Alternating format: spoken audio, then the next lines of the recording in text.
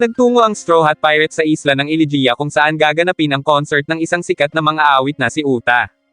Bawat isa sa mga ito ay iniidolo si Uta kaya nasa sabik na sila na makita ang singer. Maya-maya pa ay nagsimula na ang pambungad na kanta ni Uta na pinamagatang New Genesis at ang lahat ay nagsigawan sa pagkamangha.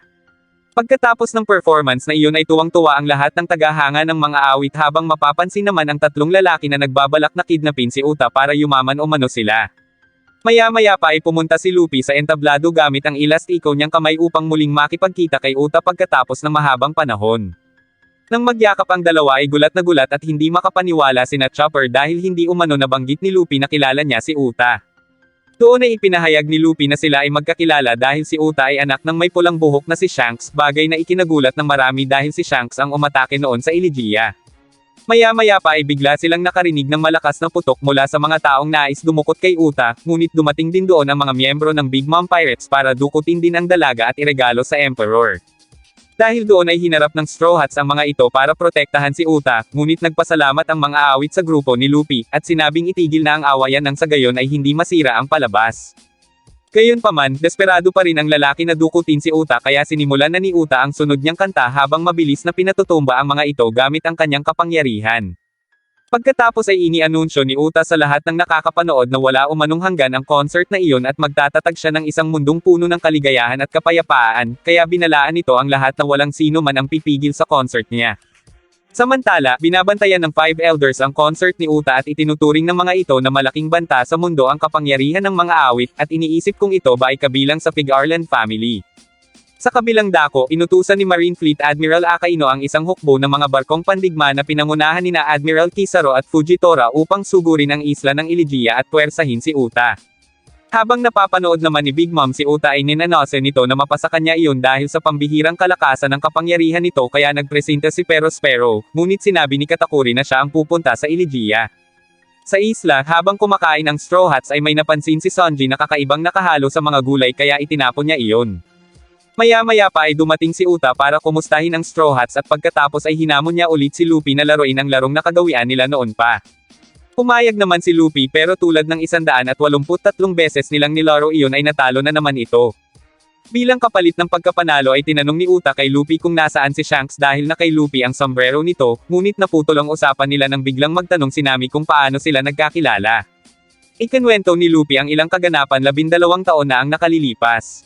Ayon kay Luffy, nagkakilala sila nang dumaan si Shanks sa Dawn Island, ngunit isang araw ay nagtaka na lang siya kung bakit wala na si Uta.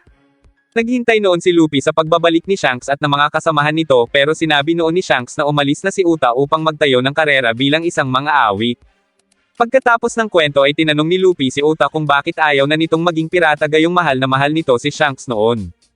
Sinabi ni Uta na gusto niya na lang maging mga awit kesa maging pirata lalo na at marami na siyang tagahanga sa iba't ibang bahagi ng mundo sa loob lamang ng 2 taon.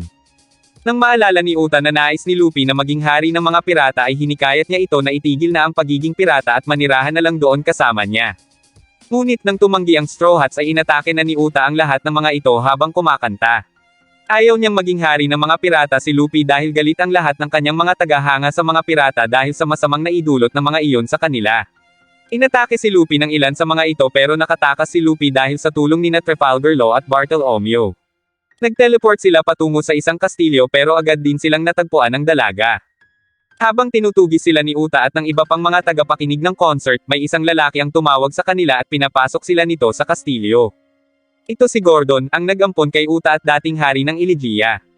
Ibinunyag ni Gordon na mag-isa niyang inalagaan noon si Uta pagkatapos masira ang Iligia 12 taon na ang nakalilipas, dahil sa isang insidente na ibinibintang kay Shanks at sa mga kasamahan nito, na di umano ay pinagnakawan ng mga yaman ang isla at iniwan si Uta. Pinalaki ni Gordon si Uta upang maging isang mahusay na musikero at pinanatili niya lang ito sa loob ng bahay para hindi nito malaman ang mga paghihirap na dulot ng mga pirata sa kanyang mga tagahanga. Ngunit may hindi inaasahang pangyayari 2 taon na ang nakalilipas. Nakapulot si Uta ng bagong modelong livestream Dendenmushi sa tabing dagat at doon na nito sinimulang ipadala ang kanyang mga kanta sa kabilang isla na mabilis na kaani ng maraming tagahanga.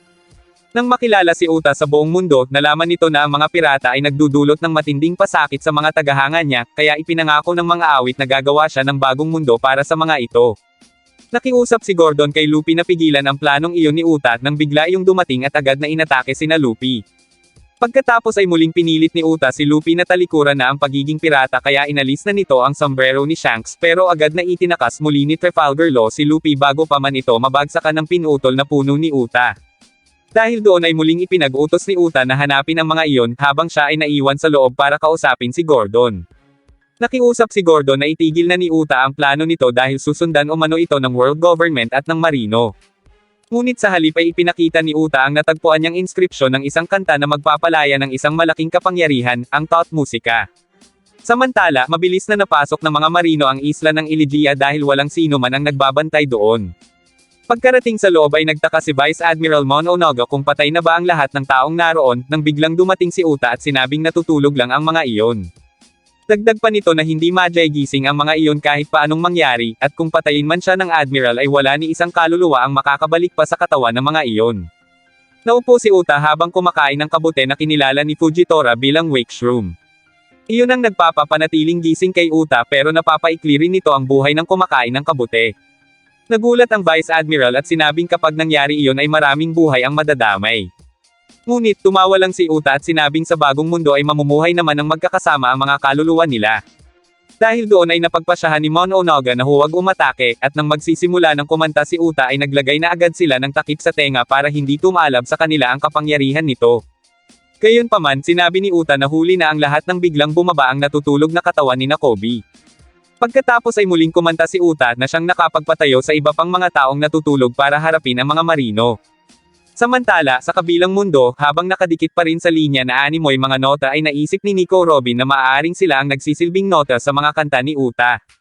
Dahil doon ay sinabi ni Nami kay Brook na kantahin iyon pero dahil hindi nakikita ni Brook ang mga pwesto nila ay hindi nito iyon magagawang kantahin. Maya-maya pa ay biglang lumitaw sina Kobe at Helmepo kasama sina Blue Ino. Itinapat ni Kobe ang salamin sa harap ni Brook nang sa gayon ay makanta nito ang pagkakalagay nila sa mga linya. Bawat mabanggit na nota ay nakakalaya sila mula sa pagkakakapit sa mga linya kaya itinuloy lang ni Brook ang pagkanta niya. Ganoon din ang ginawa ni Gordon, ipinakanta nito sa naiwang si Beppo ang nota kaya nakalaya siya. Samantala, sunod na pinuntahan ni Kobe ang kinaroroonan ni Luffy at doon na nito ibinunyag ang tungkol sa kapangyarihan ni Uta. Sinabi ni Kobe na hindi totoo ang mundong kasalukuyan nilang ginagalawan dahil ang lahat ng iyon ay pawang imahinasyon lamang ng kanilang utak sanhi ng tinatawag na sing-sing fruit ability ng dalaga. Ang sino mang makarinig ng kanta ni Uta ay mapupunta sa mundong iyon at iisipin nila na iyon ang totoong mundo. Ibig sabihin, lahat sila ay nananaginip lang. Nagtaka si Lo kung ano ang nangyayari sa realidad kaya sinabi ni Kobe na naroon pa rin sa isla ang mga katawan nila pero nasa ilalim yun ng kontrol ni Uta at makakabalik lang sila sa totoong mundo kung makakatulog ang dalaga. Ngunit sinabi ni Blue Ino na bago pa man magsimula ang concert ay kumakain na si Uta ng wake shroom nang sa gayon ay hindi ito makatulog. Bago pa man tuluyang maubos ng wake shroom ang buhay ni Uta ay kailangan nilang makaisip ng paraan upang hindi sila makulong sa mundong iyon gaya ng pinaplano ni Uta. Hindi alam ni Kobe kung paano nila mapipigilan si Uta pero naniniwala ito na kapag pinagsama-sama nila ang kanilang lakas ay walang imposible. Habang ipinagpapatuloy ni Uta ang concert ay kumikilos naman sina Robin upang maghanap ng record ng nangyari noon sa isla. Samantala, ipinagbigay alam ni Rob Lucci sa 5 Elders na may ilang oras na lamang ang natitira sa buhay ni Uta at kung mamatay iyon, ang 70% ng populasyon ng mundo na nanonood ng concert online ay matatrap sa loob ng Dream World. Pagkatapos ng kanta ay nagsalita ang isang bata at sinabi kay Uta na kailangan na nitong umuwi dahil may ipapastol pa itong tupa. Ngunit sa halip ay nagtaka at kinwestiyon ni Uta ang bata kung bakit pa nito gugustuhin bumalik sa malungkot at masalimuot nitong buhay kung maaari naman itong mag-enjoy doon. Dumating sa entablado sina Kobe upang pakiusapan si Uta na palayain na ang kaluluwa ng mga tao, nang sa gayon ay bumalik na ang mga ito sa kani-kanilang mga katawan. Kinilala si Kobe ng mga tao bilang bayani dahil sa pagligtas nito sa mga tao noong nagkaroon ng insidente sa Rocky Port, kaya naman naniwala ang iba sa sinabi niya na niloloko lang sila ni Uta. May ilan na gusto nang makauwi pero meron din namang gusto pang manatili. Dahil doon ay nagkagulo ang mga tao at para matahimik ang mga ito ay ginawa silang iba't ibang bagay ni Uta, kaya umalis na agad sa lugar sina Kobe bago pa magbago rin ang kanilang anyo. Samantala, matapos makapunta sa silid-aklatan ay natuklasan ni Robin na ang sinumang makulong sa Sing Sing World ay wala ng paraan para makabalik sa realidad. Ang tanging pagkakataon lamang nila ay kung gagamitin ng may-ari ng Sing Sing Fruit ang Thought Musica, isang nilalang na ang pag-iral ay sumasaklaw sa parehong mundo. Dagdag pa ni Robin na kapag ang Demon King ay tinawag gamit ang Thought Musica, lilito ito sa parehong mundo ng Sing Sing Fruit at sa realidad. Ang Demon King ay nagsisilbing tulay sa pagitan ng dalawang mundo, at kung sabay itong aatakihin sa parehong mundo ay matatalo ito at maglalaho ang Sing Sing World. Dahil halos lahat sila ay nakakulong doon, napaisip ang grupo kung sino ang aatake sa realidad, nang biglang dumating sina Beppo at Gordon. Sinabi ni Gordon na kapag dumating si Shanks ay magagawa nitong pigilan si Uta sa realidad. Agad na umalis si Luffy patungo kay Uta, at dahil konti na lang ang natitirang oras ay naisip ng iba pang Straw Hats na sumunod na rin para matapos na iyon. Nakipagtuos si Luffy kay Uta hanggang sa punetin nito ang sombrero ni Shanks kaya tinanong ito ni Luffy kung ano ba talaga ang nangyari sa pagitan nilang mag-ama. Umiiyak na sinabi ni Uta na itinuring niya noong pamilya ang lahat ng kasamahan niya sa barko pero nagsinungaling umano ang mga iyon sa kanya at iniwan siya sa Iligia. Pagkatapos niya noong kumanta sa entablado, sinabi sa kanya ni Shanks na napapasaya ng boses niya ang mga tao kaya kung nais umano niyang manatili doon ay papayag ito.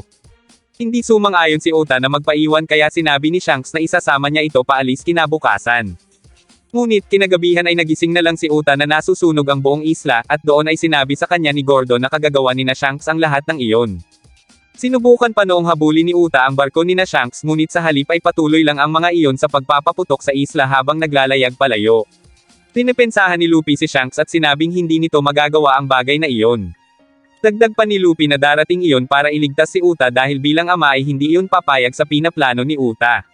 Sa realidad, plano na sanang saksakin ni Uta ang natutulog na katawan ni Luffy, nang biglang dumating si Shanks at pinigilan siya nito. Tumayo si Uta at saka ipinag-utos sa mga natutulog na tao na atakihin ang pinakamasamang pirata. Habang kaharap si Uta ay nahol ata dito ni Luffy na nasa realidad na si Shanks kaya naman nagsimula na silang umatake. Kasabay niyon ay ang pagdating naman ni na Admiral Akaino sa realidad, kung saan ipinag-utos nito sa mga marino na magpaputok ng hindi na iniisip ang kaligtasan ng mga tagahanga ni Uta. Dahil doon ay dumipensa na si Shanks at ang mga kasamahan nito, at sinabing huwag makialam sina Kizaru sa away ng pamilya nila. Samantala, sa kabila ng pagkalito dahil sa Wake Shroom, kumanta si Uta ng ipinagbabawal na kantang Thought Musica at tinawag ang Demon King ng parehong pangalan. Nang subukan ni Luffy na pigilan si Uta ay tinangka siyang patayin nito, ngunit tinanggap ni Gordon ang dagok sapagkat ayaw na nito na makapanakit pa muli si Uta ng mga kaibigan nito. Doon na humingi ng tawad si Gordon at ibinunyag sa harap mismo ni Uta na nagsinungaling siya noon, sapagkat ang Thought Musica ang tunay na sumire sa Iligia 12 taon na ang nakalilipas matapos itong aksidenteng tawagin ni Uta sa pamamagitan ng pagkanta sa isang salo-salo. Sa pagkasira ng selyo ng Demon King, pumasok ito kay Uta at pinakawalan ang galit nito sa bansa. Ang kabataan ni Uta ang nagligtas kina Gordon at pagkatapos yun ay napagod ito at nakatulog.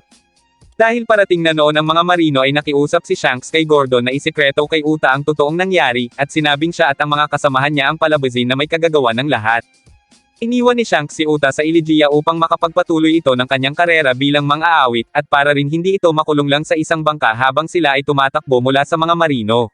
Habang palayo sina Shanks ay nangako dito si Gordon na gagawing dakilang mang-aawit si Uta na siyang magbibigay ng saya sa buong mundo. Pagkatapos marinig ang pag-amin ni Gordon ay masayang sinabi ni Luffy kay Uta na tama siya, na mabuting tao nga si Shanks. Ngunit sa kabila niyon tuluyang tinangay si Uta ng Thought Musica habang nilulusob ang parehong bersyon ng Iligia. Nagtulong-tulong ang mga pirata upang makabalik sila sa realidad, hanggang sa nakakuha si Usopp ng mental na koneksyon kay Yasopp, ang kanyang ama, gamit ang observation hockey. Sa pamamagitan yon ay nagawa nilang pagtugmain at pagsabayin ang kanilang atake mula sa parehong mundo. Gamit ang kanilang buong lakas ay inatake nila ang Thought Musica, at habang nagaganap iyon ay naalala ni Shanks ang sandali nang matagpuan niya si Uta na sanggol pa sa isang baol na nasa barko at inampun niya ito. Inisip niyang iyon ay isang tadhana dahil siya rin ay natagpuan ni Goldie Roger sa parehong paraan. Pagkatapos ng matinding labanan, sabay na ibinato ni na Luffy at Shanks ang huling hampas upang talunin ang Thought Musica. Ngunit dahil kinain na ng Thought Musica ang lahat ng tao sa Iligia, hindi na ang mga ito nakabalik pa sa Uta World. Agad na nilapitan ni Shanks si Uta upang ialok ang gamot na makakapagpagaling dito mula sa epekto ng Wake Shrooms, ngunit tinanggihan ito ni Uta at sinabing kailangan niyang kumanta para maibalik ang lahat mula sa Dream World. Sa kanyang mga huling sandali, inamin niyang nais niyang magbigay kaligayahan sa mga tao sa isang mundong walang mga pirata pero nais pa rin niyang makita si Shanks. Pinilit ng puwersa ng mga marino na agawin si Uta, ngunit tinaboy sila ni Shanks gamit ang kanyang hockey. Habang umaatras ang mga marino, nagkaroon ng pagkakasundo si Shanks at Uta bilang mag-ama. Pagkatapos ng lahat, nagising si Luffy sa Sunny at agad na itinanong sina Uta at Shanks. Pagkatayo ay nakita niya ang red-haired pirates na nakatayo sa harap ng isang kabaong na malamang ay naglalaman ng katawan ni Uta.